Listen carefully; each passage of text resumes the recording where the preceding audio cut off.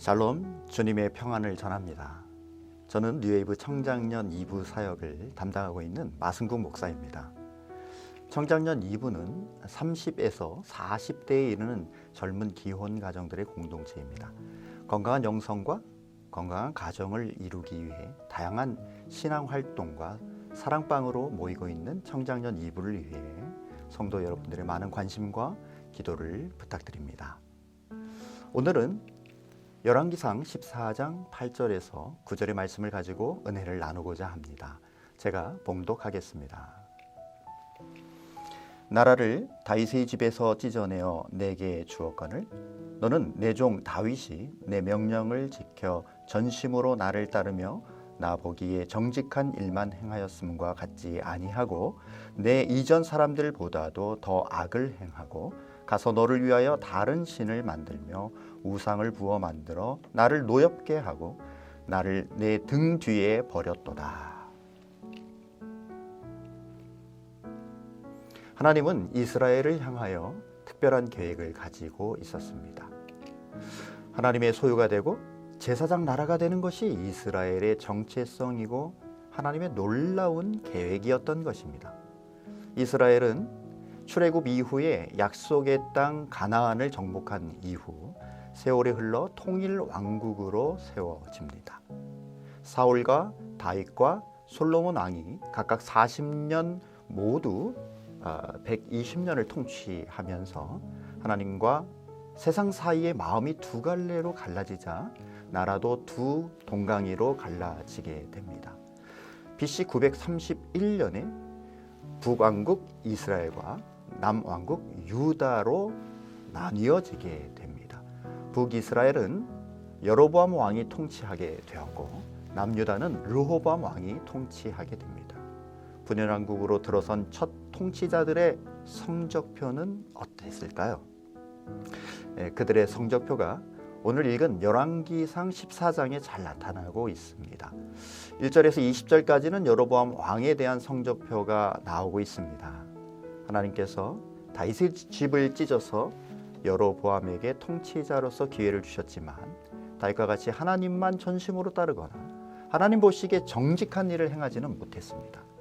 그들은 이전의 조상들보다 더 악을 행하고 다른 신들을 만들어 우상을 부어 하나님을 노엽게 했고 하나님을 등 뒤에 버렸다라고 말씀하고 있습니다. 여기에 등 뒤에 버렸다라고 하는 말씀은 샬라크라고 하는 히브리어를 쓰고 있는데요. 전쟁에 패한 병사들이 도망가기 위해 불필요한 옷들을 길에 버려두고 도주할 때 사용하던 단어입니다.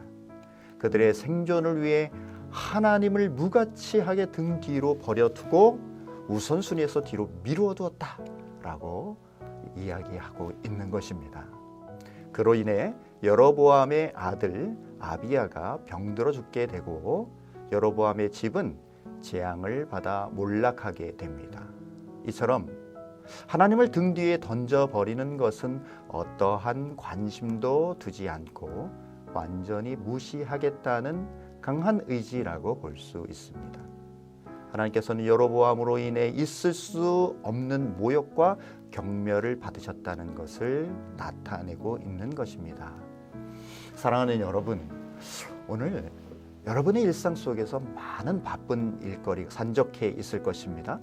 이렇게 바쁜 생존 경쟁의 시대에서 우리가 여호와 하나님을 우선순위에서 거적대기처럼 뒤로 미루어 두고 무시하며 살아간다면 여로보암과 다를 바가 없는 사람이 될 것입니다.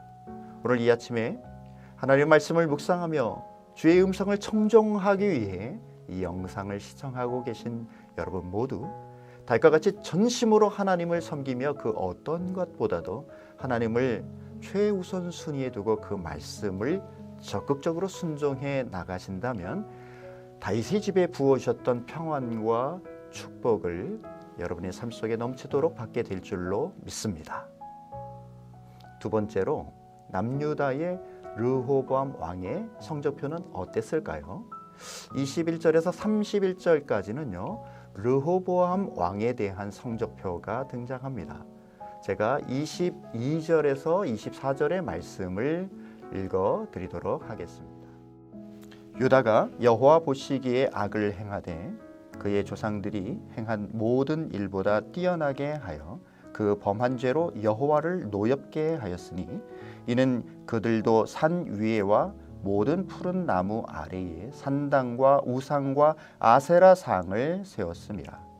그 땅에 또 남색하는 자가 있었고 여호와께서 이스라엘 자손 앞에서 쫓아내신 국민의 모든 가증한 일을 우리가 본받아 행하였더라. 르호보암이 통치했던 남쪽 유다도 산당과 우상과 아세라상을 세우고 성적으로 매우 문란했다. 가나안 땅에서 쫓아낸 가나안의 여러 종족들의 가증한 문화를 그대로 본받아 행해서 여호와를 노엽게 했다고 말씀하고 있습니다. 역시 르호보암의 성적표도 엉망진창입니다. 그 결과 남유다는 르호보암이 통치한 지 5년 만에 애굽왕 시삭이 올라와서 예루살렘을 치고 여호와의 성전의 보물과 왕궁의 보물을 모두 빼앗아 갑니다. 그 중에 솔로몬이 만든 금방패를 다 빼앗아 갔는데요. 르호보암 왕이 그 대신 노스로 방패를 만들어 왕궁 문을 지키는 시위 대장에게 맡깁니다. 그리고 남유다와 북이스라엘 사이에서는 항상 국지적인 전쟁이 있었다라고 이야기합니다. 이것은 무엇을 의미하는 것일까요? 평안이 없었다라고 하는 것입니다. 사랑하는 성도 여러분, 다윗 왕과 솔로몬 왕이 하나님을 온전히 섬겼을 때는 여호와의 성전에도 보물이 넘쳐났습니다. 왕궁의 보물도 넘쳐났어요. 심지어 방패도 금방패를 만들 정도로 번영했던 것을 우리가 비교해 보았을 때 르호보암 왕 때에는요, 상대적으로 하나님을 온전히 섬기지 못했고 결과적으로 보물도 빼앗기고 금방패도 빼앗기는 모습을 볼 수 있습니다. 우리는 번영을 위해 주님을 섬기는 것이 결코 아닙니다.